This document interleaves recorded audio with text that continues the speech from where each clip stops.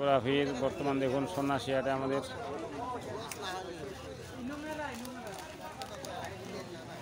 সবজির বীজ কেনাকাটার জন্য।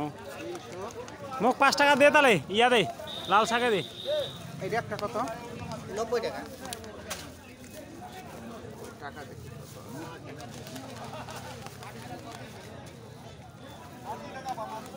ক্যামেরাতে আর কেনে করছে। ওই মোর ইউটিউব চ্যানেল আছে রে। না না সার নিতে লাগবে আপাতত ওই দুটো একটা লাগবে।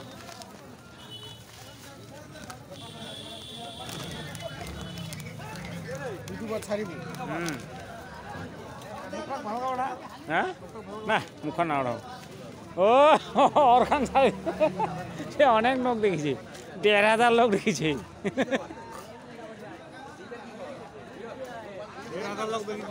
1,500 তারপর না দেখে আর বন্ধ হয়ে গেছে।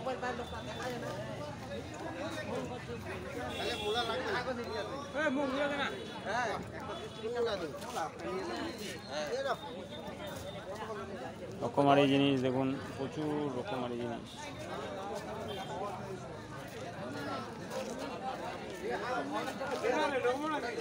क्या देखा है भैया?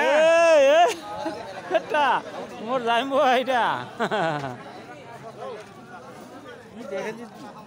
এইটা জিনিস রে দারুন দারুন। ও দে না কাকু মোক মোক খালি কি দিব কদি? লাল শাকটা, লাল শাক দিলে হয়ে গেল।